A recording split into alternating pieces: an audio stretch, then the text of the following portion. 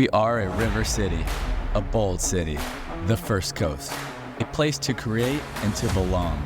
Here, the sun shines a little brighter, and so do the people. We share a love for our region, a pride for Jacks, and a passion for the beautiful game, dedicated to giving everyone a sporting chance. Together, we will elevate soccer and sport in our community by lifting every voice. We are Sporting Club Jacksonville. We are Sporting Jacks.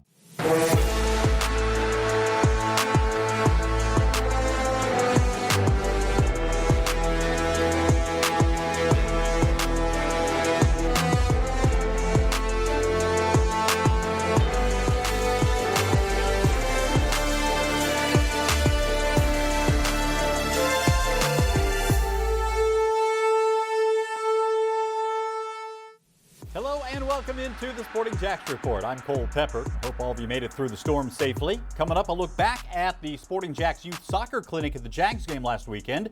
They're closing in on the playoffs in the USL Championship and how the USL Super League could impact college soccer in the future. But let's start with a highly anticipated debut on the sidelines of the U.S. men's national team. Tonight in Austin, Texas, Mauricio Pochettino will coach the U.S. for the first time since accepting the job as the head coach of the national team. The former Chelsea, Tottenham, and PSG manager was a major hire for the USMT. Tonight against Panama, going to be interesting to see what Poch does in terms of player selection and his approach tactically. But because it's been such a short run-up for these friendlies, expectations should probably be a bit tempered. This past Sunday, Sporting Jacks partnered with the Jaguars and JU to host a youth soccer clinic at the Flex Field before the Jags game against the Colts. Nearly 100 young soccer players took part and received coaching from JU men's soccer players. Some of the kids have played a lot of soccer, while others were getting an early taste of the game. This is an event that Mauricio Ruiz started 7 years ago when he was coaching at JU, and it's continued to this day. It's a great opportunity for both the kids and the JU players. Oh, it's crucial. I mean, we're very grateful that Mauricio invited us. It's something I wish we could do more often, to be honest. Nothing better than watching your student athletes engage with kids. Really enjoyable, and it's another good day. Oh, yeah, definitely for these events and the growth, massive growth. I've only been here since 2017 in college athletics, and the growth from then to now is astronomical. The professional leagues continue to grow, the fans continue to grow, the TV rights continue to show it all. I actually can see more Premier League games in this country than I can in my own. So, yeah, the growth's great, and we're lucky to be part of it. I'm inspired by them because I did, at a young age, I was doing the same thing they're doing, and I stuck with it.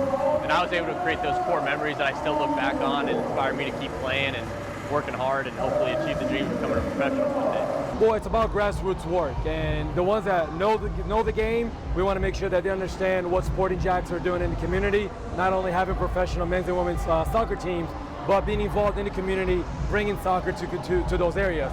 The ones that don't know about the game, make sure that they're introduced and educated why we love the game so much, why the world loves the game so much, and what that's going to do to the future of Jacksonville, giving not just the entertainment opportunities, but great opportunities for kids to play a game that hopefully they'll love.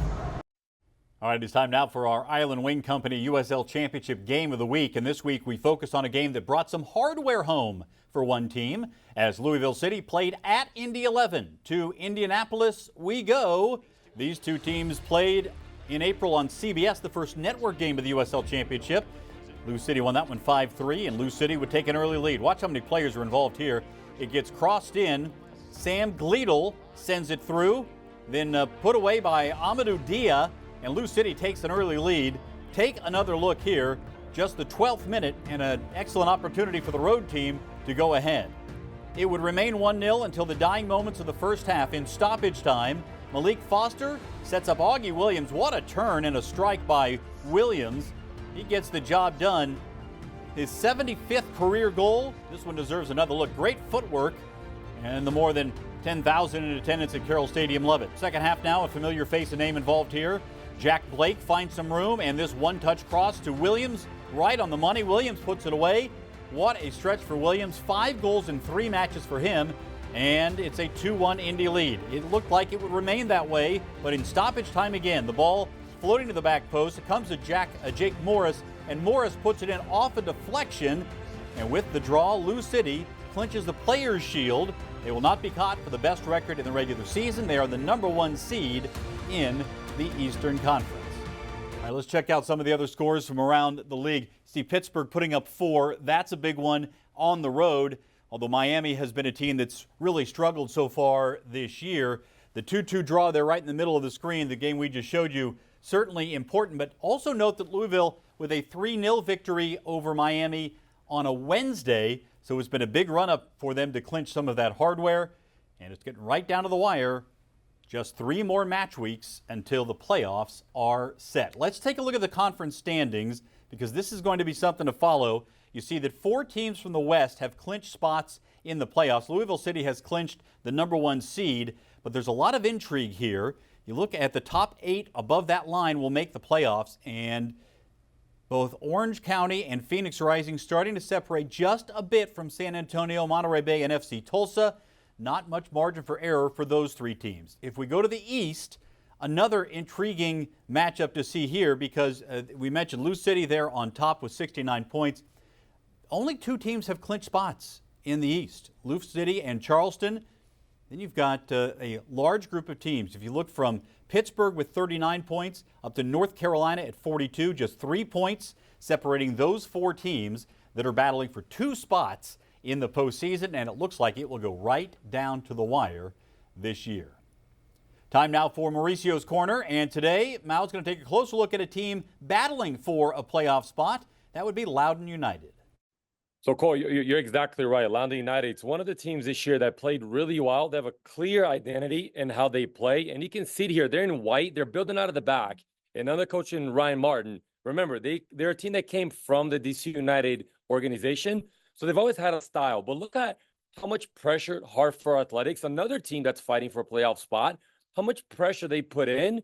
But Loudoun United, they're committed to their build-up style. Now, it doesn't necessarily work out in this phase, but I wanted to show you the consistency of what they try to do over and over and over again. So you can see one more time, they're in white here, building up from the goalkeeper, and they're patient. Now, Hartford Athletics in orange here, they bring a lot of numbers into this play. That's called a defensive overload. But Loudoun United is successfully able to get out the ball to the other side to the free player, and now they can get into the attack fast. Look how many numbers they kind of get forward, early cross into the box. Once again, it doesn't always work out. Remember, if you look at the score, it's a 0-0 game here. They got an early goal off of a PK, and now, same thing. Athletics in orange, so many numbers around the ball, defensive overload. But United is committed to the possession. They're committed to breaking lines. They finally get through here in a beautiful goal for one of the main attacking threats this year. Loudoun United is a team that's going to be contending for a playoff spot. Right now, they're sitting right on the outside of it. But if they can get in, they can get hot. I think they're a team that's going to give a lot of people a lot of problems this year. Keeping a close eye on Loudoun for sure. Hey, want to remind you that Sporting Jacks will be on hand at the Beach's Oktoberfest today. Come join us for a special weekend in beautiful Jacks Beach featuring Florida's largest Oktoberfest, including 2 stages of live music, German beer, food makers, a kid zone, and more. We will be there today at the Seawalk Pavilion. And Sporting Jacks will also be at the Seawalk Pavilion later this month for the next 904 pop-up, Sunday, October the 27th, 11 a.m. to 7 p.m. It has a Halloween theme, so enjoy 904 pop-up at the beach with Sporting Jacks. And remember, you can become a member of Sporting Jacks. It's absolutely free. Just go to sportingjacks.com to sign up. You'll get discounts on club merchandise, invitations to VIP events, entries into contests for prizes and experiences, and receive the Sporting Jacks monthly newsletter. Plus, you can put your deposit down for season tickets for the Sporting Jacks men's and women's teams and receive an exclusive Sporting Jacks founding member pin. Just go to sportingjacks.com to become a member. Coming up, we hear from Becky Burley about the impact that the USL Super League is having on the college game. That's next as the Sporting Jacks Report rolls on.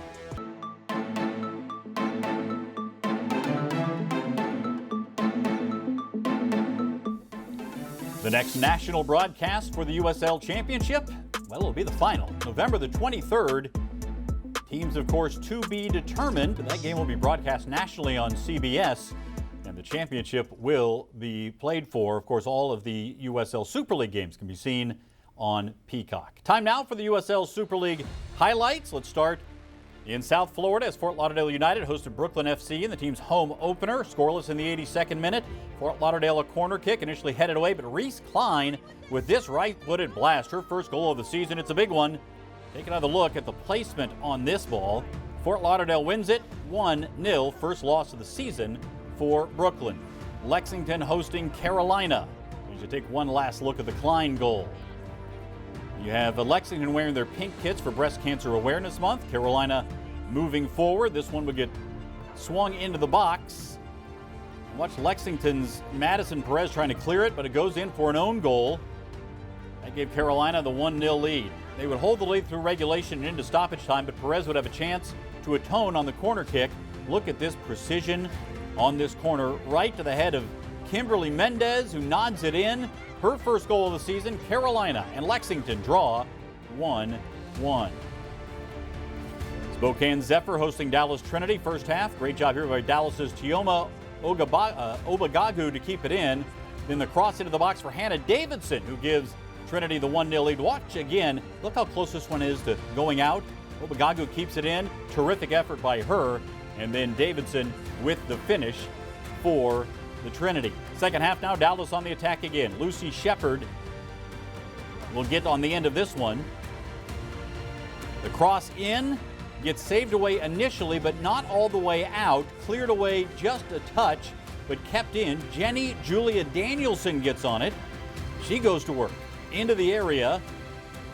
Then the cross through, and Gracie Bryan puts it away. Dallas wins it 2-1. Let's take a look at the USL Super League standings as they stand right now. Carolina Ascent still on top, but Fort Lauderdale United have won 3 in a row. They have a game in hand on Carolina and just 2 points behind. Those top 3 teams playing very well at the moment. Brooklyn also has a game in hand on Carolina as they get near the halfway point of the first half of the season, maybe the quarter post overall. But we are seeing some separation for sure between the top teams and the teams that are trying to still put things together. We'll see how it all plays out. We now welcome in Becky Burley. Let's start with USL Super League, Becky, where the hottest team in the league is Fort Lauderdale, as we mentioned, 3 straight wins. They really seem to have found that groove. Always interesting to see how long it takes for a team to find it, but Fort Lauderdale certainly has found the way they're playing. Yeah, I mean, not only have they found success on the field, but they're getting great fan support too. And that's exciting for the league overall. And, you know, the question about like what makes it click, when it clicks, that's such a hard question to answer at the beginning, because when you first start a program, there's just so many moving pieces that you're trying to put in place. And you start with one direction and you think, okay, this is working or this isn't working. And you start moving things around. And all of a sudden, you sort of find a groove, and I feel like that's where Fort Lauderdale is right now. Yeah, talking about Fort Lauderdale, both they and Tampa had to do with Hurricane Milton this week. How much of an impact does that have on a coach, and how did you handle that in the past while coaching the Gators? You know what's crazy about that whole situation is you think about it like, okay, what do we need to handle soccer-wise to make sure we stay in a groove? But a lot of times it's all the other stuff around it. You know, how do the players feel about, you know, do they have power at their house? Are their families safe? What are the accommodations? Like, it's the things that are surrounding the athlete that become a big issue at that point. And once you can get those kind of settled, then you can get back to the soccer piece. And in some ways, the disruption in schedule can work towards your favor in terms of a little bit more training time, which probably no player ever likes, but coaches do. But also, you know, a place to get some people healthy if you've got any injuries. But when you're on a roll and you've got a groove, you kind of don't want to erase that or go backwards with your momentum. But there's ways, I think, to kind of keep things rolling in practice and make it super competitive. We see it every week when football teams have a bye week. Yeah, that's true. All right, let's talk about the impact that USL Super League is having on college soccer. With more domestic soccer jobs than ever, are we going to see more players going pro early? I think that's a very, very intriguing question, because I think it was sort of a known quantity that unless you were like a superstar, you were staying in your college environment until the end of your college career and then hoping to see what the next step was. I think now we're seeing more and more players who are looking at opportunities to potentially continue their college studies, but leave the college environment and jump right into the pros. And you can't say there's not some advantage of playing against grown women as opposed to, a set age group of, 17 or 18 to 22 or 23-year-olds. We see it all across the world where young players jump into professional leagues and it really accelerates their growth. We're starting to see it here, and I wonder how much more we will see it here and how that will impact what the quality of college soccer looks like going forward. Yeah, it's a great point because you just don't know how things are going to develop when you talk about players who are making that decision. Am I going to stay for another year in college or keep going to class and you can go play pro somewhere? It's something to follow, to be sure, with more soccer jobs available. Becky, thanks so much. We'll talk to you again next week. It's not too early to become a season ticket member of Sporting Jacks. Just go to sportingjacks.com and put your deposit down. $25 reserves your space for the men's or the women's team. And if you want to reserve your spot for both, it's just $40. Just go to sportingjacks.com to save your seat for pro soccer in Jacksonville. Still to come, our youth soccer spotlight, how one soccer club is building the love of the game for some of the area's youngest soccer superstars. That's next as the Sporting Jacks report rolls on.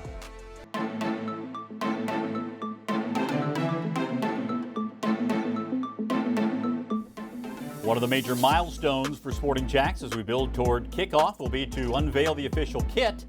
But between now and then, you can get your official Sporting Jacks merchandise, from t-shirts and hats, to sweatshirts, and the scarf.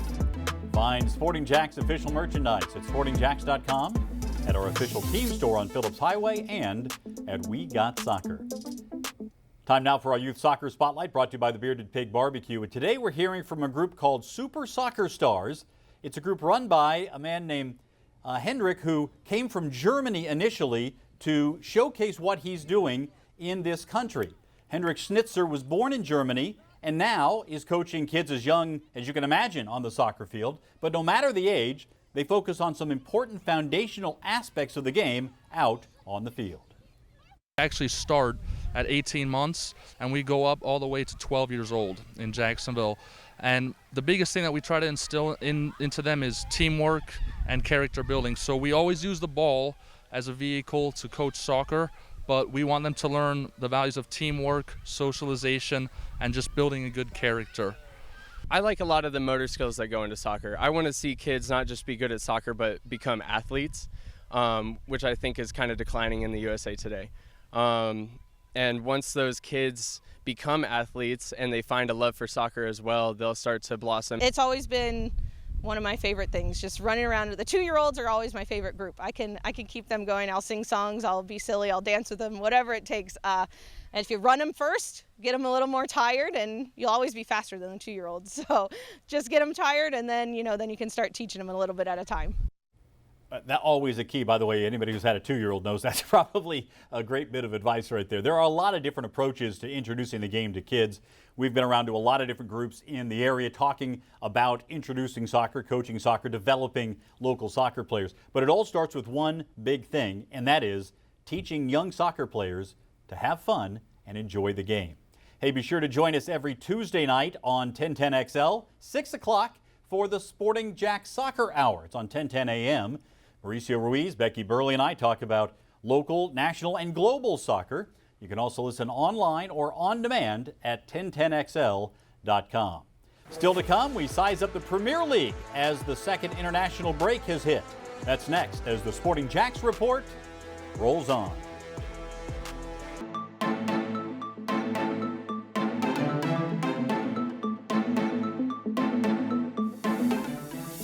You can watch the Sporting Jacks report every Saturday before the start of the Premier League broadcasts on NBC 12. You can also find us on demand on First Coast News Plus and the Sporting Jacks YouTube channel. Well, the Premier League is off for this weekend for the second international break of the season, which gives us a chance to sort of assess how things have played out as we near the quarter post of the season. Here's how the table looks after 7 match weeks. Liverpool on top ahead of Man City and Arsenal by a point. Those are the same 3 that were battling for the top spot last season, with Chelsea and Aston Villa in position to play in Europe right now. You see Fulham in 8th and within striking distance of the top 5. In the bottom half of the table, Manchester United in 14th is a surprise. 2 of the promoted clubs from last season Leicester and Ipswich are above the relegation zone, but Southampton has struggled in the return to the Premier League. Mauricio, what's the most surprising thing you've seen in the Premier League so far this season? Well, I would have to say I have two surprises, and they're sitting at the top and at the bottom. And I know they seem like an easy one to highlight, but really not. You look at Liverpool sitting on top after 7 games, but looking really strong. They've improved on their roster. They didn't have tons of off-season transactions like many other teams did, but they brought in Federico Chiesa from Juventus, arguably the best Italian player, and he's coming off the bench for them. So they're stronger than they were last year. But the biggest surprise is after Jurgen Klopp left and retired from football for the foreseeable future, you never know what's gonna happen. And they're under a new management, and they're doing fantastic, and they look like the Liverpool of old. Now, the biggest surprise at the bottom is Wolves, and we got a bit of a glimpse in Wolves when they were here in Jacksonville for the Sunshine State Cup, and we just thought they looked really good. And they started their preseason pretty solid, but only to have 1 point after 7 games in the Prem, it's quite surprising. Yeah, I agree with you. That was a surprising realization after we had a chance to see Wolves play here in the preseason. All right, let's move back on to the U.S. men's national team. Again tonight, it will be the U.S. against Panama, playing in Austin, Texas, and this guy will have his first chance as the head coach, Mauricio Pochettino. It has been a short build-up from the time that he was able to accept the job and start to look forward. So don't expect major overhauls from a tactical standpoint. But Mauricio, what are you looking to see from Poch in his debut? A chip on your shoulder that you haven't arrived. I do think that's a very American soccer way that I would love Pochettino to bring that back out on the team. I do think he's a manager that brings that out in players regardless. He did that with Tottenham. He's done that with other groups. Even Chelsea last year, they started slow, they finished strong. So I think it's a great appointment for the U.S. So more than style of play, philosophy, I just love to see the player behavior and the attitude change going into this next 2 games, which aren't easy, against Mexico, El Trio, and then Panama, which has always been a bit of an issue for the U.S. here in the CONCACAF. Yeah, again, these games don't necessarily have meaning from a competition standpoint, but it does lay the foundation of what Pochettino will be working for as he looks ahead. Of course, the ultimate measuring stick will be the World Cup in 2026. All right, reminder, you can follow Sporting Jacks and everything the club is doing on social media. We're on X, on Instagram, on Facebook, on YouTube, and on TikTok. Be sure to subscribe and follow, and we'll have all the very latest of what happens with Sporting Jacks as we build up to the first season and the return of pro soccer in Jacksonville. Thank you so much for watching the Sporting Jacks Report. We'll talk to you next week right here on NBC 12.